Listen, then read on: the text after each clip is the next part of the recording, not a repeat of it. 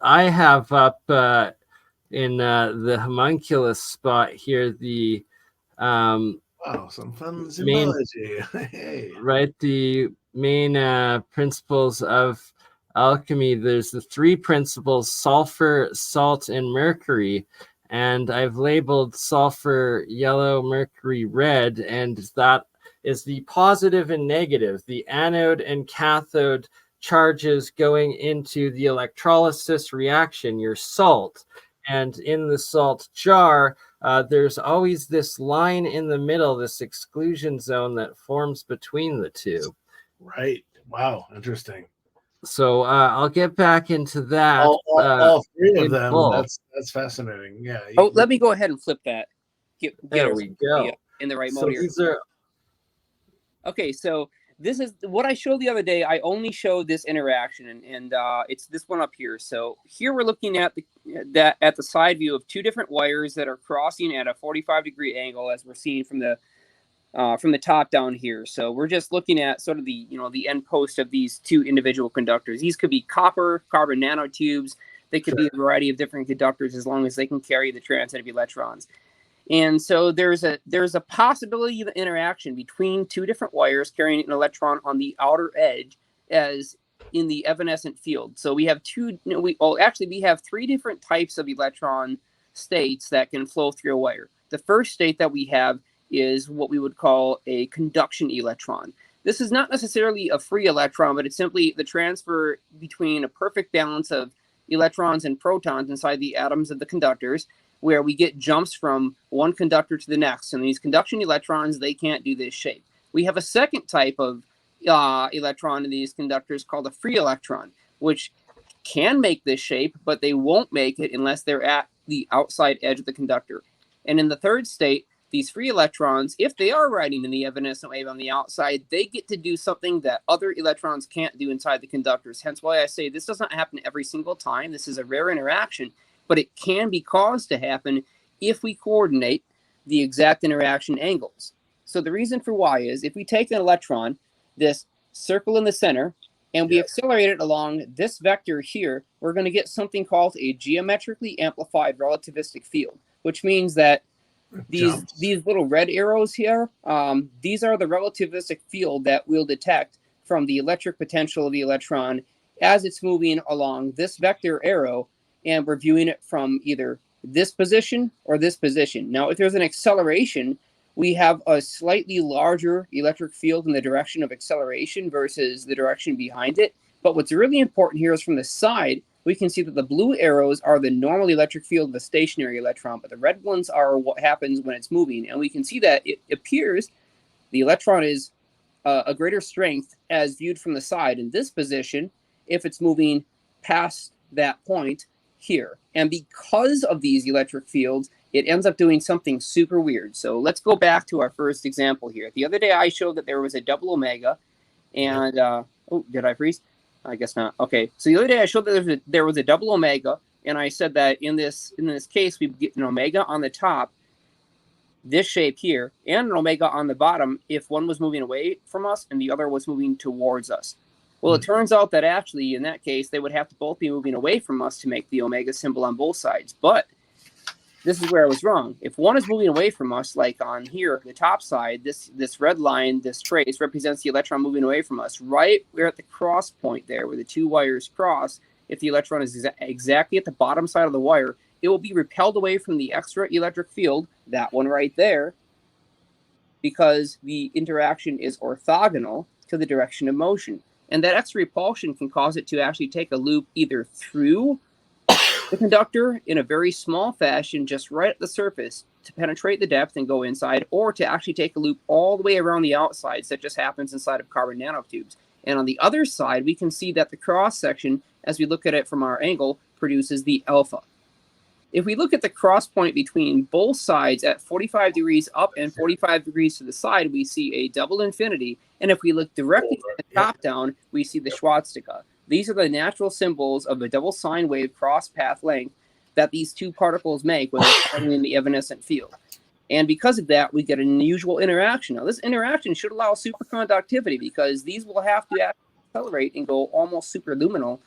In fact, I believe that they do go superluminal. Does the blue in that example go behind the tube? Yeah, I see that. Okay. It does. Yeah, so you can see how the repulsion due to the extra relativistic electric field can cause these types of geometries in these shapes. So which frequency is this that you're putting in to get these three DC? Like DC, and you're getting alpha, omega, the swastika, and the ohm out of this. Go back and show that again. You're onto something. Okay. Please no, go ahead and tell me what you want me to see, or what you want to see, and what you want me to show, because I have no problem going into this even deeper. Back out a bit, yeah. So we see the full spectrum.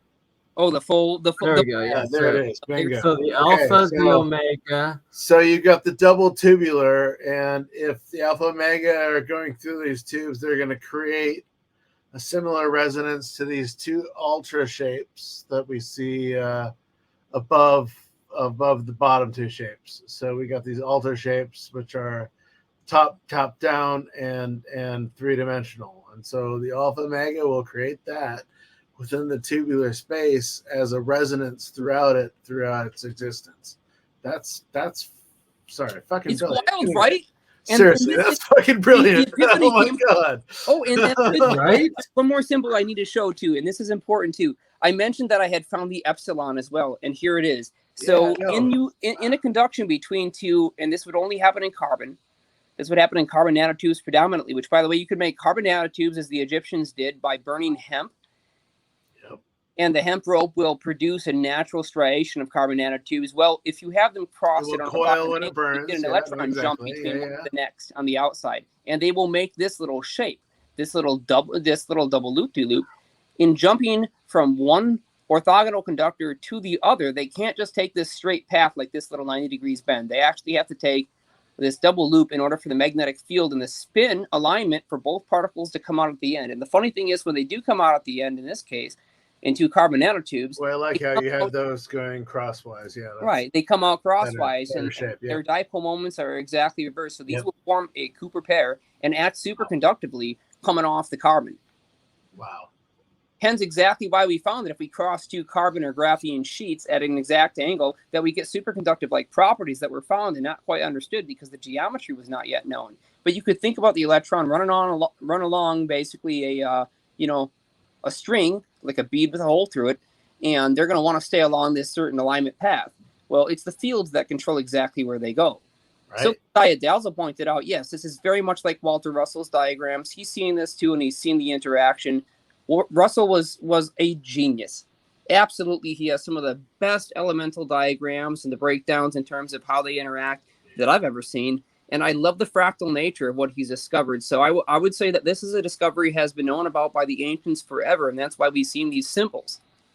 They may not have, but these 2 points here, where you have the top-down view, but then the three-dimensional side view, I think that's super key because it shows how it overlaps and it folds within itself, and that's wow, yeah, seriously. Dude. The part that blew my mind is it's the exact same motion. It's the exact same motion, that nothing changes between any of those different diagrams. It's just that we're looking at it from a different angle. That's all that changes. It's just how we look at it, right? Where we're facing. So it's the frame of reference, the observer, and their position in relation to this cross-field interaction is what determines the geometry that we see come out of it.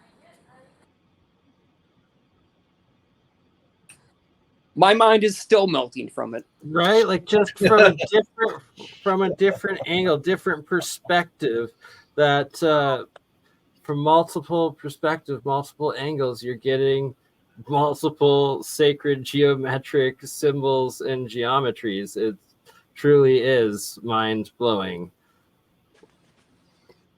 Thank you for that. I mean, that was like seriously. Thank you for hearing me. I am glad that somebody gives a crap about this crazy discovery.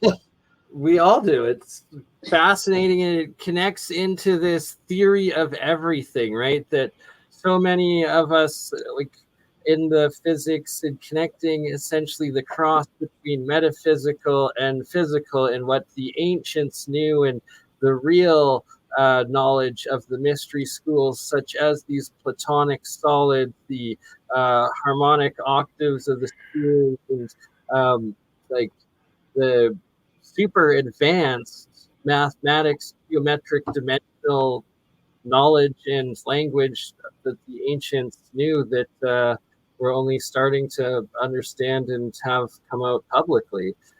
For instance, the twister, the Masonic initiation of the third degree of the twister that was in the APEC presentation last month.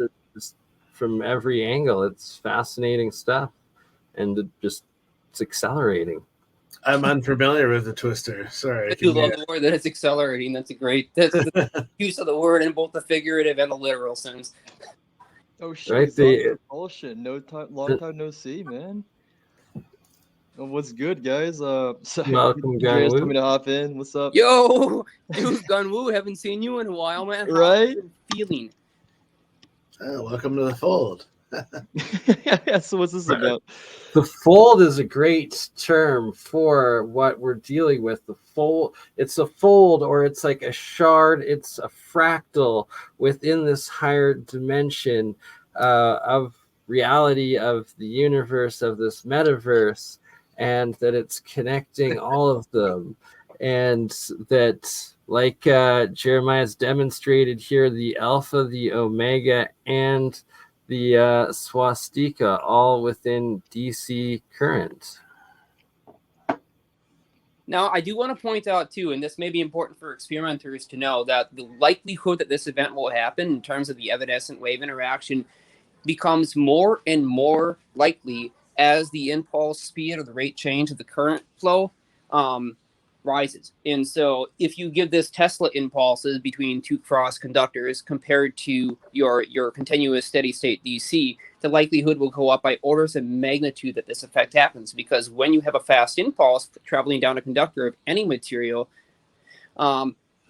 it's more likely that the electrons will travel around the outside of the wire instead of moving through it, since that's the most efficient way that they can travel due to the fact that they're repelled from each other and following that geometric field amplification due to relativity. So you're kind of describing the sun. So what's your thoughts on that? Well, back EMF is a great way to do it. Bedini knew that. You've got a bunch of people that have played around with the back EMF. I mean, it's kind of like the thing that all the free energy guys have talked about for all these years is you have to use this extremely fast impulse, because when you do and you have the right field interactions, you get the emergence of this other phenomena that doesn't otherwise take place for the most part. Yep. And they were saying that it would create, the possibility of the conductor actually being warm, but yet when you tried to feel close to it, it would be cold and it would be pulling in temperature from the surrounding ambient. That this is where you gain huge extra voltages, where with only a 3-volt input, you may get as much as a 20,000 volt back EMF impulse out of the same winding with only 20 turns. And so we've seen all these kinds of effects before. And they happen the faster that your impulse speed is, the faster that rise time and that fall time is. This is where the stuff seems to emerge out of. And I think it's just because you have this relativistic kind of interaction. Were we talking about the Phoenix event? About the what? The Phoenix event? What's that? Free solar output. Gotcha. I mean, the Phoenix event is somewhere along the lines. I mean, it's still a coronal discharge. Sure. Yep, coronal discharge. Yep. Yeah. Bring it back into the alchemy, and like you're saying, Hans, that describes the sun. And I was mentioning earlier in Xirtus's first stream about my alchemy experiments when making monoatomic gold, and how the alchemists put gold to the sun, and I noticed it would make this regular white monoatomic gold or gold-colored nano gold during the day while the sun is out, and then as soon as the sun set, it would start making this black nano material instead, and that I figured that out, and to test that after first noticing when I was making monoatomic silver and how it correlated to the cycle of the moon, and after testing it countless times now, that basically when the sun or the moon is full, it will produce a bunch of monoatomic silver. When the moon is empty, it won't produce any, and even to the point of a full moon right before an eclipse. It produces a whole bunch of it, and then as the eclipse happens, it stops making any at all in the reaction until the eclipse ends, and it goes back to producing a whole ton of it. It's pretty crazy. So I can talk about the 5 phases of the sun, but wow, you've just described 5 phases of the moon, which is very interesting. Wow. So I've been to Egypt twice, and I've learned a lot about chematology. And so the chemet scenario is very different from Egyptology. Egyptology came out of Greece. The Greeks understood so much of the hieroglyphs, but they didn't. Right, it's an appropriation of of Egypt. Oh, big time! Yeah. There's a usurping of knowledge. The word Egypt comes from ho kepta, which was a Greek word that meant the land of Ptah, which Ptah was an ancient Egyptian god that represented life, resurrection, the whole 9 yards. But when they were in Memphis, seeing this placard, it was basically Hepka Ptah, and so it literally means the place where Ptah manifests.